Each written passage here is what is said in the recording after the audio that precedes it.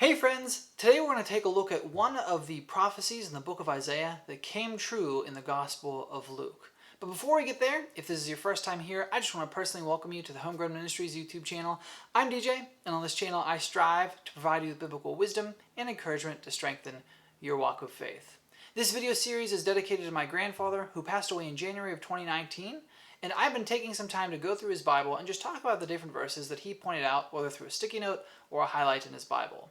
So today's sticky note is actually in the Gospel of Luke, and it covers some verses in the Gospel of Luke, but it also talks about a verse or identifies a verse in the book of Isaiah, and I want to look at all of those. But before we get there, I do want to show you his sticky note with his handwriting, so that way you can see what he wrote. There you go. I like to do that just because I think that honors him. And first I'm going to start with the verses in the book of Luke, and then we'll read the verse in Isaiah. So in Luke, it comes from Luke chapter 23, verses 32 and 33. And this is talking about the crucifixion of Jesus. So verse 32 starts by saying, "Two other men, both criminals, were also led out with him to be executed. When they came to the place called the Skull, there they crucified him, along with the criminals, one on his right and the other on his left." And so now let's read the verse in Isaiah. That verse comes from chapter 53, verse 12. And this says, "Therefore I will give him a portion among the great, and he will divide the spoils with the strong, because he poured out his life unto death, and was numbered with the transgressors. For he bore the sins of many, and made intercession for the transgressors." So this is really interesting because there's a lot of prophecies in Isaiah. It's actually the second most quoted book in the New Testament, second to Psalms, Psalms being the most quoted book in the New Testament, for those of you who don't know. But what we see, if you read the book of Isaiah, is there's tons of prophecies about Jesus that were fulfilled in Jesus' lifetime and point to him being the Messiah. But this is one of those specific ones that we can see that my grandfather pointed out that I think has some valuable information for us.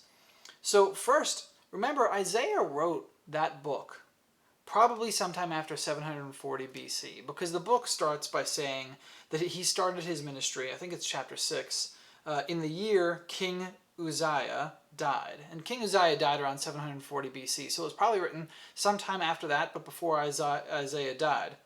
So that's really fascinating, because that means that all the predictions in there, all the prophecy in there that we can see lining up with Jesus' life are actual prophecy. This wasn't something that was written, after Jesus came and lived and died. This was written 700 and some years before his life. So that's really exciting because it shows that Jesus is the predicted Messiah. Now, with this story itself, I love this story because it shows that Jesus died for all of us. He went to the cross to die for all of us. However, we still have to accept that gift. Because remember, there are two men on the cross with Jesus, one on his left and one on his right. And when you read later in the passage of Luke that we just looked at, we find out that only one of those two men were saved. Not because Jesus didn't die for both of them, but because only one accepted that gift. So this is fascinating. I want to read this section. It comes from Luke 23, so same chapter of Luke, verses 39 through 43. And it says, "One of the criminals who hung there hurled insults at him. 'Aren't you the Christ? Save yourself and us.' But the other criminal rebuked him. 'Don't you fear God,' he said. 'Since you are under the same sentence, we are punished justly, for we are getting what our deeds deserve. But this man has done nothing wrong.' Then he said, 'Jesus, remember me when you come into your kingdom.' Jesus answered him, 'I tell you the truth. Today you will be with me in paradise.'" So it's fascinating because it shows the crux of Christianity. And it honestly shows something that can be put into our own life. Every day, you probably have an internal struggle. If you're like me, I have an internal struggle every day. To obey God or to not obey God. And these two men are the extremes. One here is saying, at my last moment, I'm going to obey God. And the other one is saying he's not going to do that, and he's hurling curses at Jesus. And only one of those two men get saved, because we have to accept the gift that God has given us. Even though he's died for everyone, we still have to accept it. Because If I give you a gift, a good analogy, if I give you a gift, you have every right to refuse that gift. You don't have to take it from my hand. And that's what Jesus did for us. He's giving you a gift to be redeemed with God. Some people don't want that gift. As we see here, one of these criminals did not want that gift. So only one of these two men were saved.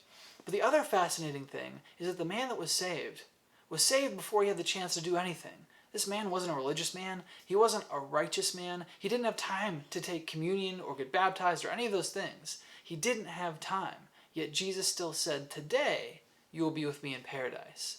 That's really encouraging for those people who are family members of ours that we know are not saved but are on their deathbed. They still have a chance. They still have a chance. So don't stop reaching out to those people.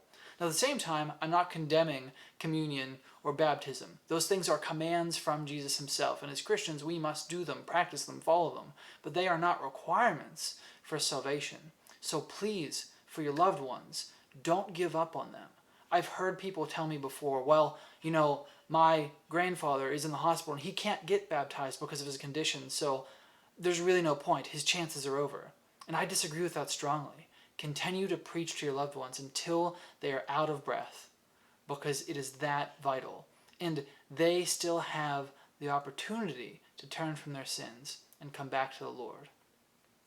Guys, hopefully this message encourages you today. If there's something that you heard in this message that you think that I missed, or something that you think that I'm wrong on, or something that just encouraged you, please let me know in the comments below. I'd love to hear from you. And Christian friends, please continue to be the salt of the earth, be the light to the world. Go encourage somebody else today, because the world desperately, desperately needs it. And I'll see you in the next video. Bye.